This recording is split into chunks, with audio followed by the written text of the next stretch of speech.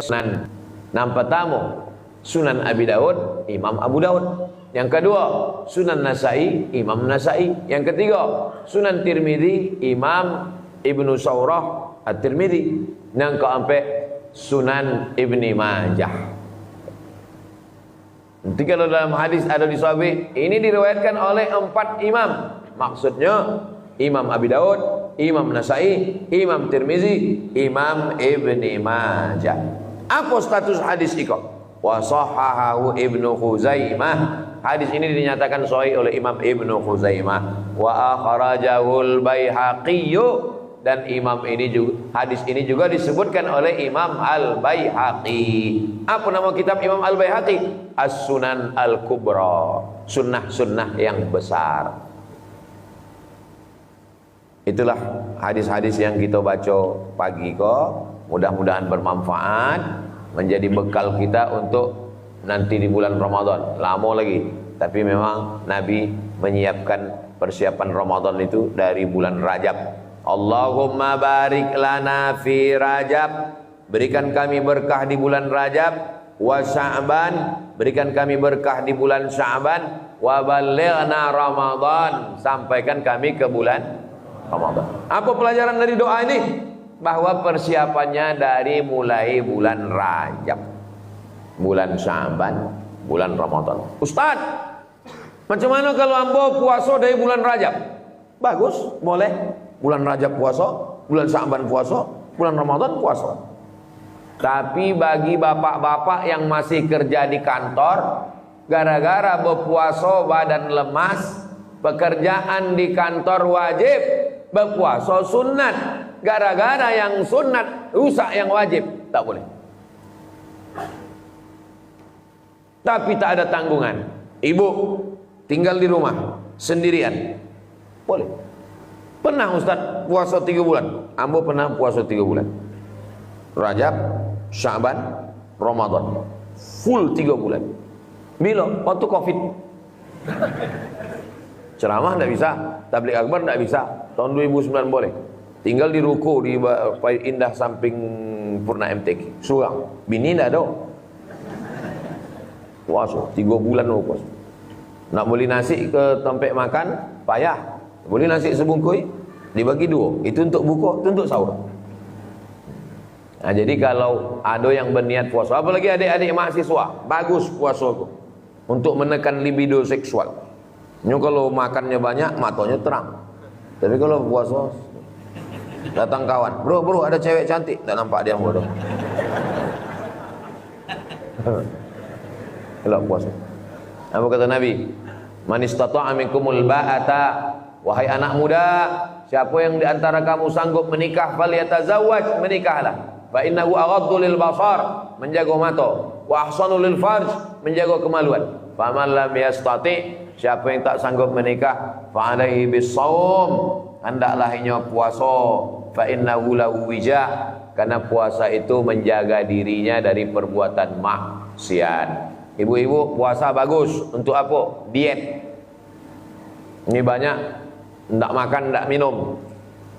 Minum apa? Jus bengkoang, biar muka putih. Setelah diminum berbolang. Bapak Ibu yang dimuliakan Allah Subhanahu wa taala, kalau awak puasa, badan sehat, kolesterol, gula darah, diabetes itu dimakan oleh badan sendiri. Tumbuh sel-sel yang baru.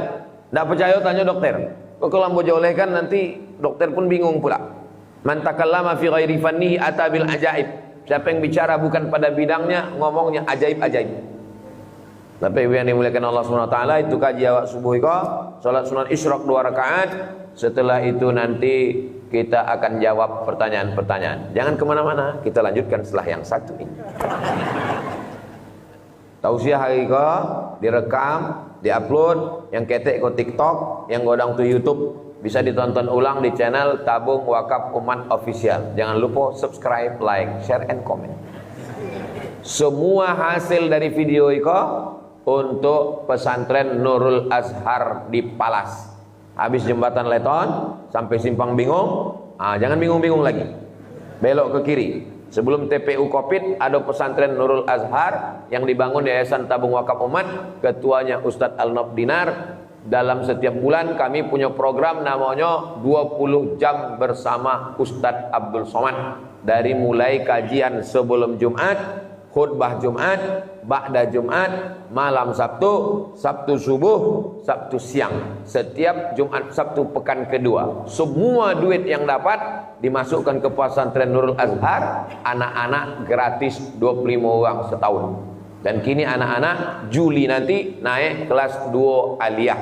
Tahun depan tamat aliyah. Sekarang mereka sudah lebih 30 orang hafal Quran. Mudah-mudahan nanti bisa dikirim ke Al-Azhar Kairo Mesir dan balik lagi ke Riau untuk berdakwah insyaallah.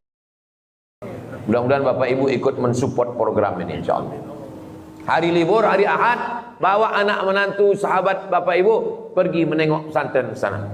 Semua tamu-tamu datang dari Jakarta, dari Mesir, dari Mekah, dari Madinah, kami bawa ke sana menengok. Semua tamu-tamu yang menengok pesantren itu bau menengok pagarnya dan gedungnya, naik ke atas berdecak kagum macam menengok kucing Anggora. Terima kasih segala perhatian, mohon maaf segala kesilapan. Wassalamualaikum warahmatullahi wabarakatuh.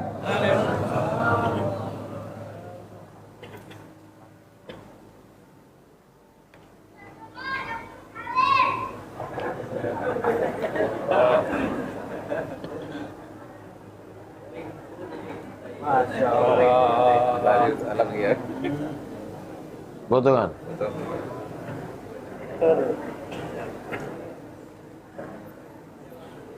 Satu, dua, tiga. Dari 1, 2, 3. Wah, ini udah sekolah. Siapa namanya? Azam. Azam.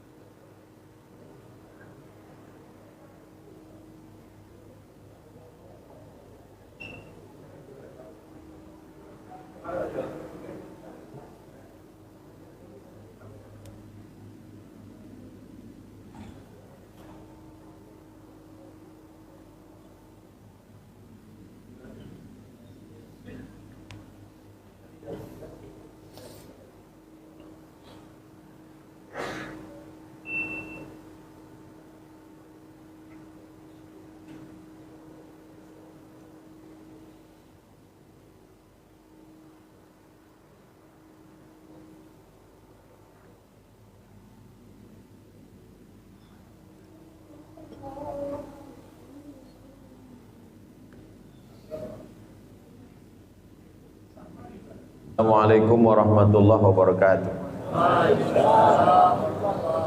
Sampaikah doa istri kepada almarhum suami?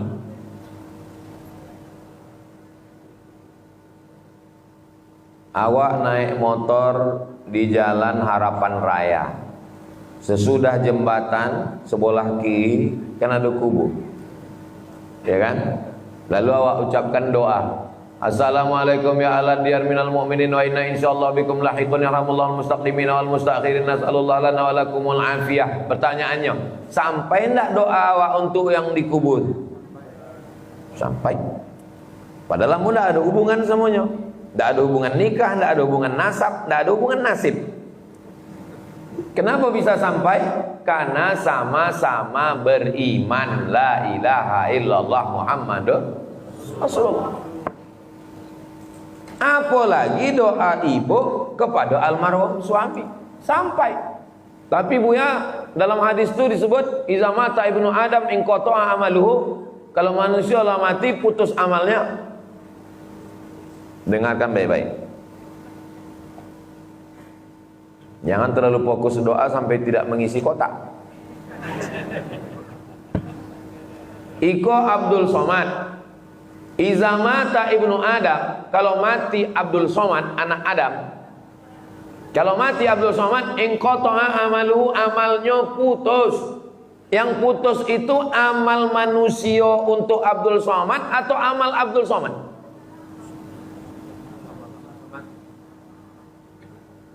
Kalau tuan pergi berzikir di tengah laman, memang susah jamaah diajak berpikir kalau nya belum sarapan. Iza mata ibnu Adam, kalau mati anak Adam, inqata amaluhu, putus amalnya. Kalau Abdul Somad mati, putus amalnya. Yang putus itu amal Abdul Somad yang mati atau amal jamaah kok putus? Amal Abdul Somad kok yang putus, bukan amal jamaah itu putus. Paham? Meninggal suaminya, yang putus tuh amal suaminya atau amal bininya? Amal suaminya yang mati itu yang putus. Adapun amal awak doakan sampai, tidak ada ikhtilaf antar ulama tentang sampainya doa ke orang mati. Lalu kenapa disebut di situ illa min salasin? Putus kecuali 3. Amal ambo putus, tapi 3 amal ambo tetap mengalir. Amal ambo, bukan doa Pak Dekan, bukan doa Ustadz Apandi. Mati ambo, mereka mengirimkan doa ke ambo sampai, tapi amal ambo putus. Ada 3 amal ambo yang dulu tetap mengalir. Pertama, sedekahun jariyah. Ada ambo tolongkan 1 sak semen sampai. Ilmun yuntafa'u bih, ambo mengajar di kampus, mahasiswa ambo mengamalkan sampai. Yang ketiga, anak yang kola yang salah paham, disangkonya amal anak soleh sampai, amal orang tak sampai. Amal anak ambo itu kan amal anak saya, itu kan amal saya. Itu yang kami tak paham tuh Pak Ustaz. Cemana pula anak Ustaz amal Ustaz? Payah jolek kan? Kalau bini ambo tuh cuma ambo tengok, bisa hamilnya. Kan nggak bisa dikirim pakai bluetooth kan? Kan beramal ambo hingga jadi anak ambo itu kan? Itulah amal ambo yang mengalir. Jadi cerita tentang Izamata ibnu Adam itu bukan bercerita tentang amal iko, tapi amal iko. Kok banyak salah paham gitu. Kumpul uang tahlilan baca doa. Sampai kira tidak sampai Izamata ibnu Adam. Yang putu itu amal siapa? Amal uang nak mati itu nan putui. Adapun uang nan hidup itu amalnya sampai. Apa aja amal nan sampai? Pertama, doa. Allahumma firlahu warhamhu wa'afihi wa'fu anhu waj'al jannata maswahu. Jangan lama-lama bawakan gulai itu. Sampai. Yang kedua, baca Quran. Mana dalilnya baca Quran itu sampai?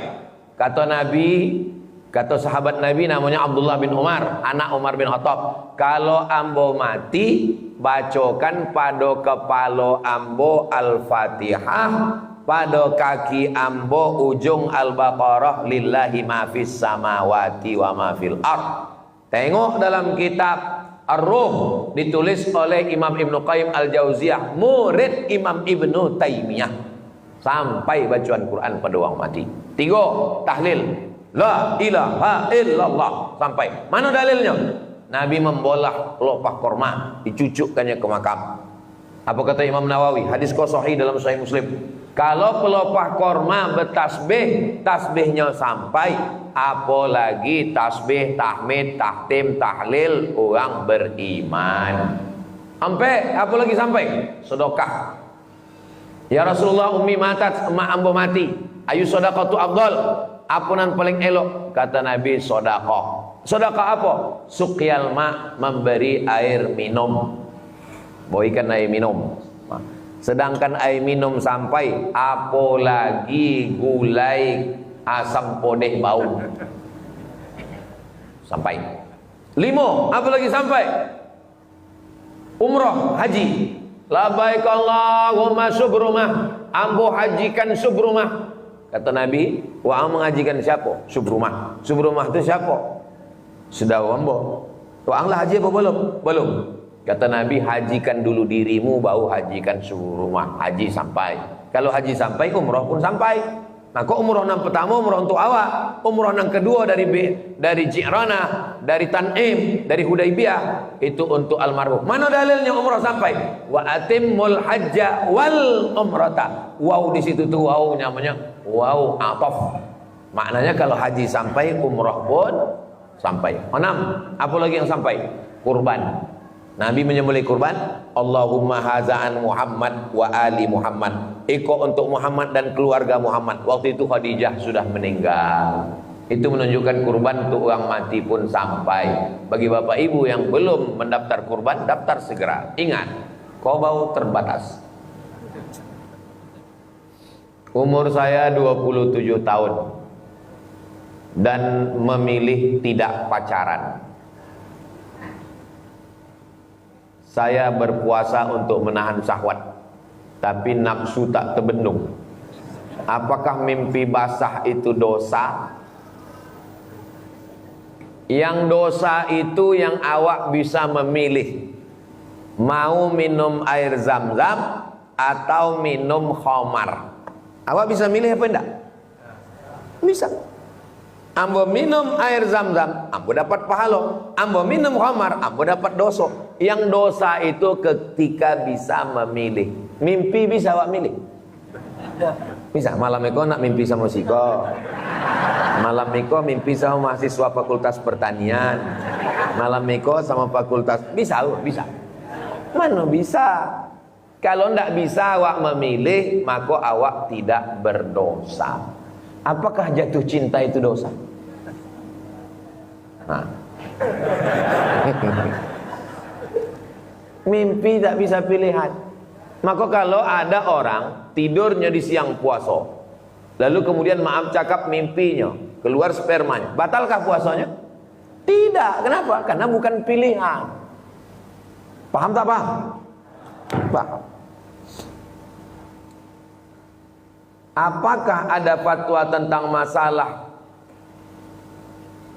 ulama memberikan aturan supaya menghindarkan diri walladzina hum li amanatihim wa ahdihim ra'un, menjaga diri, menjaga amanah. Walladzina hum li furujihim hafizun, menjaga kemaluan. Kata Nabi kalau tak sanggup banyak puasa. Mudah-mudahan anak muda ini segera tamat kuliah, segera dapat kerja, segera punya modal dan menikah. Ibu-ibu jangan buat mahar tinggi-tinggi. Tanam pinang rapat-rapat supaya puyuh tak dapat lari, sudah dipinang tak dapat, dipujuk-pujuk dibawa lari.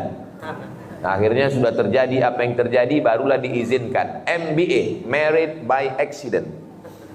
Mudah-mudahan anak-anak kita semuanya segera menikah dengan perempuan solihah baik-baik. Yang mengaminkan yang belum nikah aja. Bagaimana caranya lebih menumbuhkan atas keyakinan terhadap semua takdir yang telah ditakdirkan Allah? Sebab terkadang saya masih berpikir, untuk apa ketetapan ini diberikan kepada saya?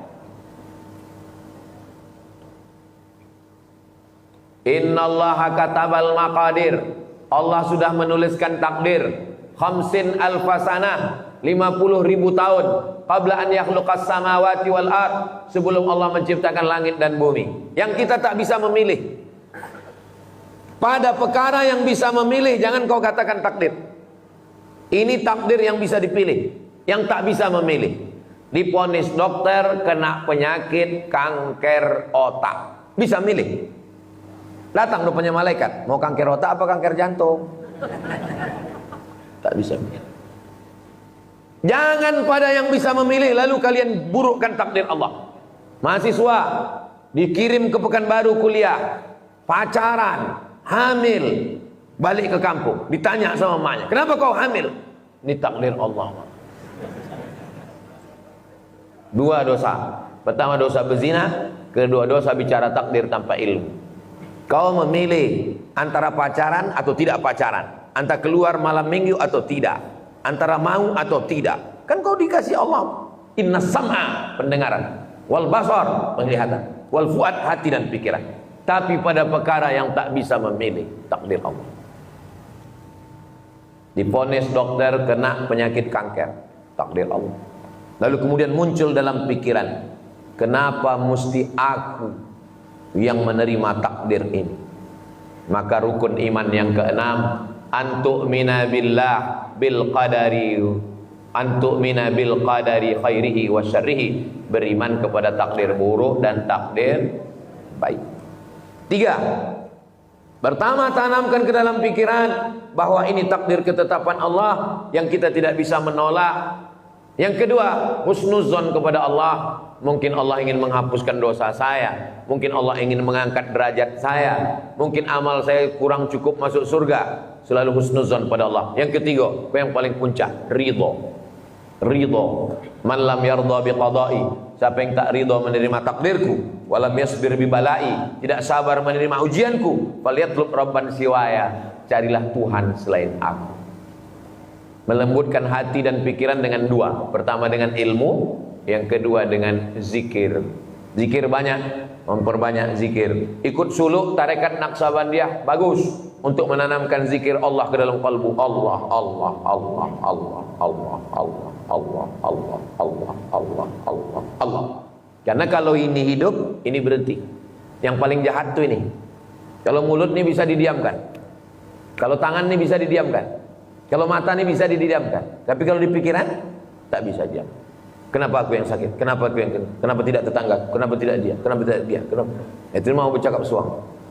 Lama-lama bercakap sama angkot. Kenapa kau? Tapi kalau ini hidup, zikir. Zikir 3. Zikir yang pertama istighfar. Astaghfirullahaladzim, astaghfirullahaladzim, astaghfirullahaladzim. Zikir yang kedua salawat. Allahumma salli ala sayyidina Muhammad wa ala Muhammad. Zikir yang ketiga, afdalu dzikri fa'lam annahu la ilaha illallah, la ilaha illallah. Ibu bapak, adik-adik sekalian, kalau mau tidur pikiran macam-macam banyak, maka ditutup itu dengan zikir. Psikologi Islam. Mudah-mudahan sehat selalu Ustaz. Apa hukum kur di BSI? Semua produk yang ada di bank syariah itu dilaksanakan setelah fatwa dari DSN, Dewan Syariah Nasional. Yang mengeluarkan fatwanya namanya DSN. Lalu bank syariah mengamalkan, melaksanakan. BSI, BRK syariah mengamalkan semua. Dan ada pengawasnya. Nama pengawasnya adalah, apa nama pengawasnya itu Ustaz Alam? Dewan Pengawas Syariah. Jadi bank syariah itu ada DPS-nya 2 orang, Dewan Pengawas Syariah, yang memang ahli dalam bidang syariah Islam. Maka apapun nama produk bank syariah itu halal dilaksanakan. Apapun nama produk dana talangan haji umroh, mudharabah bagi hasil, murabahah permodalan, wakalah, ijarah, itu semua halal. Yang penting banknya syariah. Apa hukumnya muslim bekerja pada perusahaan keamanan pengiriman uang bank konvensional yang biasa mengawal pengiriman uang bank ke ATM? La'anallahu akilar riba, Allah melaknat orang yang makan riba. Wa mukilahu, orang yang melakukan perwakilan atau yang dikasih makan. Wa katibahu, yang mencatat. Yang mencatat pun ikut. Wa syahidahu wa syahidaihi, dan yang menjadi saksi. Lalu jalan panggil, sini bro, sini sebentar. Uang jadi saksi ya. Ya, ayat pun kone. Yang mencatat, maka dikias. Drivernya kena, security-nya kena. Ustaz Somad nih ngomong-ngomong begitu, tapi kami tengok banyak juga jadwal Ustaz ceramah di bank konvensional, ya. Ama kalau diundang di bank konvensional, itulah yang mau jelaskan. Semua klien ini makan haram. Security-nya, maka mau kalau sudah diundang di bank konvensional, habis itu tadi diundang lagi. Kalau mau ceramah di bank konvensional, airnya tak saya minum, kuehnya tak saya makan. Kalau dikasih makanan, saya tak makan, karena itu haram semua.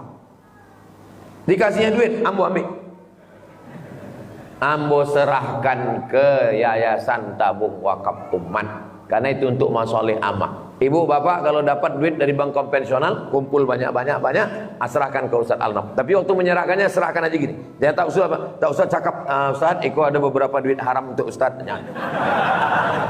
Serah. Jangan mengaji tapi masih bank konvensional. Balik dari sini langsung ambil tarik semua, pindahkan ke bank syariah. Kita orang Riau, maka alihkan semua tabungan ke BRK, Bank Riau Kepri Syariah. Ambo tidak dapat apa-apa dari BRK. Jangan anggap Ambo kok dapat persen dari BRK. Enggak. Sampai kini BRK enggak ada ngasih apa-apa kamu.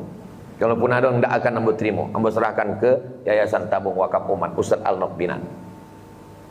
Jelas tuh Ustaz Al-Naf. Bolehkah kita menanam pohon tumbuhan di atas kuburan? Nabi mengambil pelopah korma, fasyaqqahu nisfain, dibolahnya dua, thumma gharasahu, dicucukkannya. Sahabat bertanya, lima fa'alta hadza ya Rasulullah, untuk apa kau lakukan ini ya Rasulullah? Apa jawab Nabi? Innahuma la yu'adzabani, iko ada dua makam iko penghuninya sedang kono azab. Yang suang itu kenapa kena azab? Yamshi bin namimah, membawa-bawa cakap si A tentang si B, dicitokan di C. Zaman dulu bercakap, zaman kini tidak bercakap, tapi pakai grup WhatsApp. Yang kedua kenapa kena azab? Lam yastabri, riwayat satu lagi, lam yastanzih, karena tidak bercebok, koncing tak berbasuh. Hotel bintang 3, bintang 4 masih ada keran, bintang 5 pakai tisu. Maka ada profesor di Riau Iko dulu, almarhum sudah meninggal. Setiap pergi ke luar negeri kemana-mana diundang, dosen tamu diundang, itu di dalam tas sebelum berangkat ada membawa gayung. Sebab apa? Tinggal di hotel bintang 5, di tompek transit, di lounge, tidak ada lagi keran air. Bawa botol, berbasuh. Jangan sampai tak berbasuh. Tanya bule-bule cantik-cantik tak berbasuh, bawa berak. Itulah dalil menusukkan pelepah korma. Lalu kenapa ditusukkan pelepah korma? La'allallah an yukhaffifa 'adzabahum ma lam yaibasa. Selama pelepah ni belum kering, maka pokok kayu ni bertasbih, tasbihnya sampai kepada orang yang mati. Apa kata Imam Nawawi? Kalau tasbih pelepah korma sampai, apalagi bacaan Quran dan zikir orang yang beriman. Tapi jangan gara-gara iko terlalu berpandu amal ke pokok kayu. Lalu ditulis surat wasiat, kalau ambo mati tolong tanamkan di kepala ambo pokok sawit, di kaki ambo pokok kurma. Pokok sawit 25 tahun baru replanting. Pokok kurma 1 tahun. Jangan berharap amal pada pokok kayu. Tapi hukum asal mencucukkan pokok kayu itu hukumnya sunnah. Nabi membuat. Kita ini pergi umrah, semua sudah dikerjakan, tapi tawaf wadaknya kita tak bisa karena haid. Orang yang mau balik nanti sore pesawat jam 3, lalu kemudian kata pembimbing pagi ibu habis sholat subuh langsung tawaf wada. Maaf cakap, begitu habis sholat subuh mens, maka tawaf wadaknya gugur. Dia tidak lagi wajib melaksanakan tawaf wadak. Tapi bapak ibu yang sehat walafiat, maka melaksanakan tawaf wadah, tidak pakai sa'i. Tapi ada yang mengatakan kalau umrah tidak tawaf wadah. Mazhab Syafi'i, haji tawaf wadah dan umrah tetap tawaf wadah. Ambo ikut mazhab Syafi'i. Maka kalau ambo yang membimbing umrah, maka tetap tawaf wadah. Tuhan Maha Kuasa. Kenapa Tuhan tidak menciptakan anak atau istrinya? Iko mengetes-ngetes ambo. Makna setelah menyebutkan Allah subhana. Apa arti kata subhana? Suci. Allah maha suci dari anak, Allah maha suci dari istri. Subhanahu amma yasifun. Allah maha suci dari anak, Allah maha suci dari istri.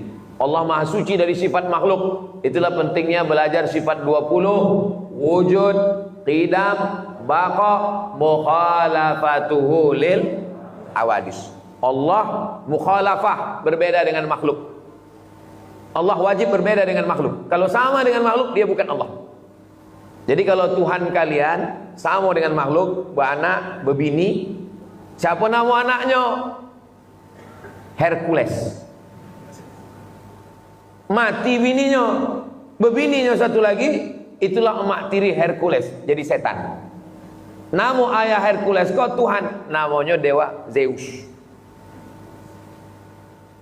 Jadi siapa yang menyembah Tuhan yang beranak berbini, nama Tuhannya Zeus, nama anaknya tunggal diutusnya ke bumi namanya Hercules. Kemudian Hercules kau berkelahi dengan emak tirinya, itulah setan. Ini mitologi dari Yunani. Allah dalam Islam mukhalafatuhu lil hawadis. Ini bukan masalah mampu tak mampu. Sanggupkah Tuhan menciptakan batu yang dia sendiri tak sanggup untuk memikulnya? Kata tak sanggup itu terbatalkan untuk Tuhan karena Allah maha kuasa. Sanggupkah Tuhan menciptakan anak dan bini? Kata tak sanggup itu terbantahkan karena Allah itu maha suci dari anak dan bini. Kalau memang Tuhan kalian itu sanggup, nampakkanlah dirinya. Kalau nampak dirinya, maka dia sama dengan makhluk. Apakah orang sekarang saja yang minta Tuhan itu nampak? Ya Musa, lan nu'mina laka hatta narallaha jahrah. Wahai Musa, kami tidak mau beriman kepada engkau sampai kami menengok Tuhan itu secara nyata. Kalau ditengok secara nyata, maka dia hawadis. Sedangkan Allah itu mukhalafatuhu lil. Ambo berjumpa dengan mu'alaf masuk Islam. Ini semua agama dari cubonya. Macam mencubo makanan. Nasi goreng potai, nasi goreng kambing, nasi goreng belacan, semua dari cubo. Ambo uangnya penasaran, saya tanya. Kenapa Bapak masuk Islam? Saya sudah nyoba agama semua Pak Ustadz. Terus kenapa masuk Islam? Karena Islam satu-satunya agama yang Tuhannya nggak kelihatan. Tengok, tak terpikirkan di kepala ambo jawaban.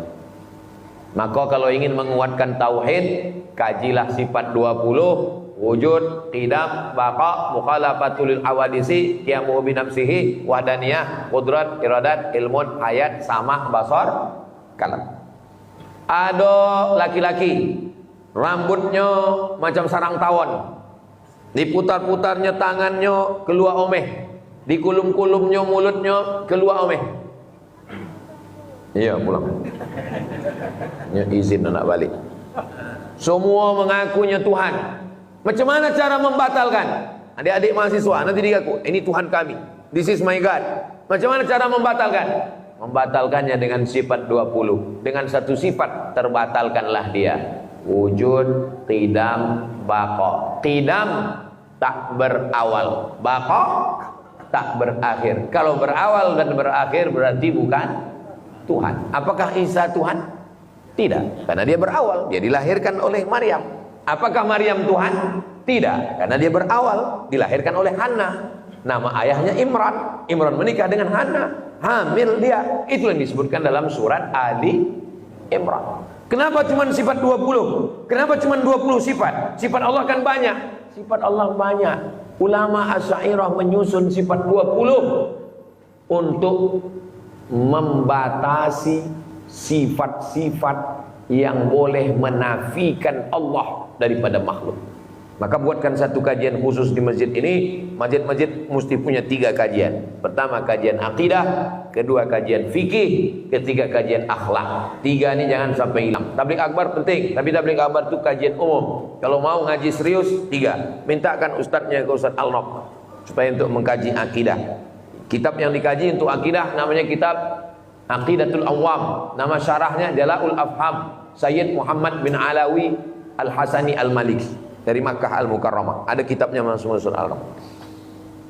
Kertas terakhir, bagaimana menjadi seorang dai yang baik di daerah minoritas Islam seperti di Nusa Tenggara Timur. Wa ma arsalnaka illa rahmatan Saudara kita yang berdakwah di Bali, di Manado, di Papua, di Jayapura, di NTT, di Australia, di Eropa, tunjukkan kelembutan Islam, akhlak Islam. Ada seorang pendeta bertetangga dengan rumah Imam Al-Hasan Al-Basri. Imam Al-Hasan Al-Basri demam, sakit, tak bangkit-bangkit. Datang dia ke rumah Imam Hasan Al-Basri. Mana Hasan Basri? Ada di dalam. Masuk ke dalam, tak ada di ruang tamu. Mana Hasan Basri? Dia ada di kamar. Masuk, ketuk pintu, buka kamar. Tak bisa keluar rumah. Aku sakit, kata Imam Hasan Al-Basri. Di sudut kamar tuh ada ember. Ini sudut kamar ada ember, menetes air dari atas. Kata tetangganya nih bertanya, itu ember apa? Itu menampung air dari atas. Kalau tak salah itu rumahku di atas. Itu kalau tak salah toilet WC. Sudah berapa lama kau tampung? Ishruna sanah, 20 tahun. Apa kata dia? Agama apa yang mengajarkanmu bisa bertenggang rasa, menahan sabar 20 tahun? Saksikanlah wahai Hasan Al-Basri, ini pasti datang dari Tuhan. La ilaha illallah Muhammadun Rasulullah. Jadi berdakwah di minoritas bukan bawa pedang masuk Islam. Kalau tidak aku pancung, awak mati dulu. Kelembutan, kebaikan, ketaatan. Kami pun berdakwah di minoritas. Kami masuk ke Bagan Beniung, kami masuk ke suku Talang, kami masuk ke suku Akit, masuk ke Talang Mama. Macam mana berdakwah dalam? Buatkan sumur bor, bagi daging, bagi makanan, hadirkan ke masjid. Tak bisa tablik akbar. Bapak Ibu semua datang ke masjid ya. Apa acaranya? Penyuluhan ibu hamil gratis. Kami bawa dokter dari Puskesmas Indragiri Hulu. Bapak Ibu, bagi yang Islam silakan, kami adakan khitan massal. Daftarkan suami dan anak-anak Anda. Bapak Ibu besok pagi datang ya. Acaranya apa? Acaranya penyuluhan kesehatan gratis oleh bapak-bapak dari Puskesmas. Datang ya. Acaranya apa? Acaranya penyuluhan cara mengelola